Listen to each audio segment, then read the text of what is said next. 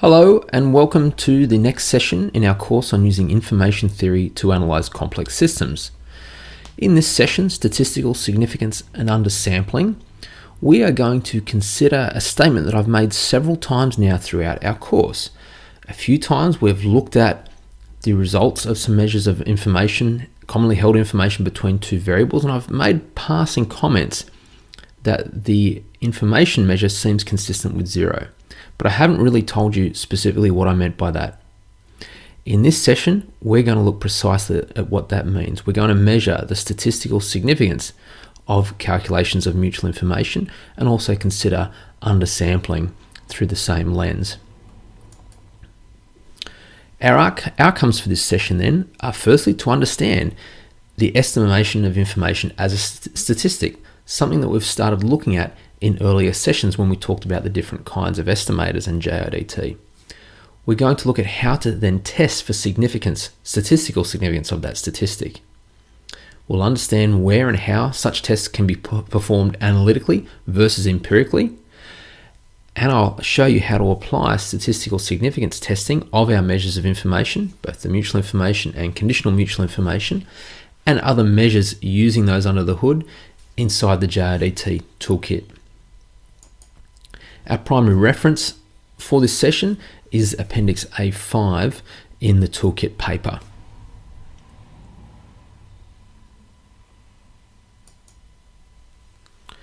So considering mutual information, let's recall the statistical interpretation that we showed in our session on what is information.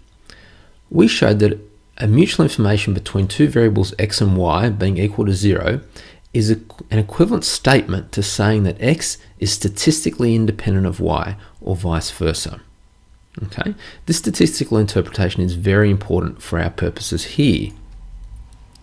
In theory, this is true. In theory, we get a 0 result for mutual information if there is an independence between our variables.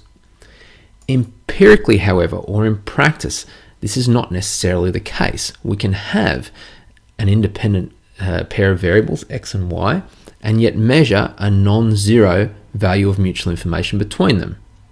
To put that in perspective, we need to remember that we are estimating the mutual information here. So we can get a non-zero estimate for two variables which really should have zero mutual information, simply due to variance in the estimate. Okay, that's important.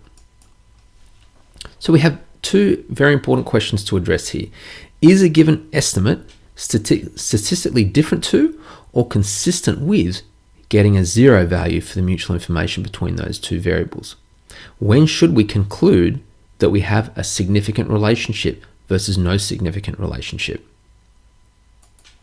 A related question is, how many samples do we need to determine whether that's the case, or indeed to determine an accurate value of the mutual information in the first place? In this short video, let's dive into question 1 first and foremost. So to consider whether our estimate is consistent with 0, we're going to take a statistical view and form a statistical test of our mutual information estimate. We'll take a null hypothesis that our variable x is independent of variable y, and take the alternative hypothesis that x does indeed have a dependence on y. We'll then perform a statistical test of the null hypothesis. We'll test the probability of sampling our mutual information statistic, assuming that it was distributed under that null hypothesis. So what we need to do is to create what the distribution is of that mutual information statistic if it were distributed under the null hypothesis. To do that, we need to form a surrogate distribution of the mutual information between those two variables, but with one of the variables replaced by surrogates. Here we're going to indicate variable y is replaced by surrogates ys. These are surrogates of y that are generated under the null hypothesis. These surrogates will have the same statistical properties as y, but have the potential relationship to x destroyed. We can see what we mean by this more closely if we have a look at the mathematical form of the mutual information. Here, what we're going to do is look at having the posterior distribution of x on y distributed as though it were still the prior distribution, and look at what kind of mutual information values we get between x and y when there are only statistical fluctuations away from the prior, not necessarily driven by our real relationship with y.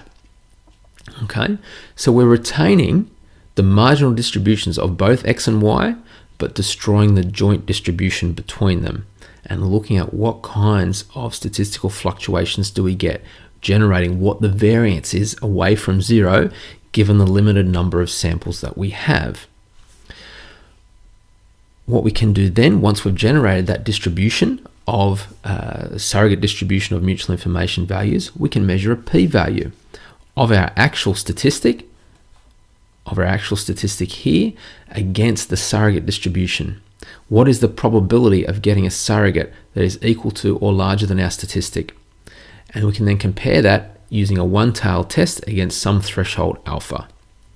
Now, of course, we may have to correct for multiple comparisons if we are doing multiple statistical tests, and that's something that will come up later on when we start to look at network inference measures in a later session. Okay, so how do we get that surrogate distribution specifically? We can do it empirically in a fairly straightforward fashion. Let's think about having our variables x and y with the samples laid out in pairs here. So each row here is looking at one joint sample of x and y in the original sampling. So the sampling index is what we see on the subscripts of x and y here. Across all those pairs of samples, we can compute the mutual information statistic. To generate one surrogate, what we do is we resample the n samples that we had of our variable y to create a surrogate variable. We can do this in multiple ways. We can permute all the samples, or we can do some kind of bootstrap sampling. In the JRDT toolkit, we'll do this by permutation.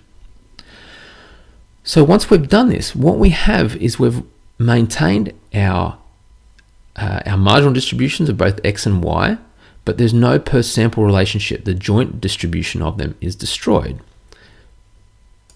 We then compute the mutual information between our surrogate variable ys1 and x, and that gives us one value for our distribution of the surrogate mutual information values. And we can repeat this many times to generate the distribution of surrogates, and obviously we can visualize this in a histogram here. What we can do then is take our original statistic for the mutual information and then compute the probability that any given surrogate will have a larger value than that statistic. Okay, and that gives us our p-value for the statistical significance test. One other thing that's important to emphasize while we're in this slide is that we are retaining the same number of samples in our surrogates here. The variance that we get in our estimate, you will recall, is heavily dependent on the number of samples that we have to compute the estimate. So here, when we compute the surrogates, they are computed on exactly the same number of samples, because as I say, that's a very important factor in our variance. Okay, that's an important point. We can then think about the same question for a conditional mutual information estimation. Here we just slightly change our approach to generate a surrogate distribution for x given both y and z as compared to x given z. So here now we're trying to create our distribution of x to mirror the distribution of x given just our conditional. So here, one difference to the way we computed our surrogates for the mutual information is that it's becoming a little bit directional here. We're destroying the relationship of x on y given z, which is a little bit different to doing it the other way around if we resampled x instead. Now, asymptotically, that doesn't matter. For a finite value of n, I suspect it might, but I haven't actually seen work on that. That's an open question. In any case, often we're interested in a directional test here anyway, for example with the transfer entropy that we'll look at in a later session. One final aside I'd like to include here is to think about a way of normalizing our measurements. Sometimes we talk about normalizing measurements by removing a component due to the finite sample size here. The way we do that is simply to subtract out the mean of the surrogate distribution. This is effectively equivalent to bias correction. Okay, remember the formula that we had for the bias was looking at the expected difference between our estimates and the true value. So we're effectively correcting bias here. If you've got an estimator with which bias correction works well, like the KSG estimator, you don't strictly need to do this step. In our next short video, we're going to look at how to use the JDT toolkit to compute these measures of statistical significance.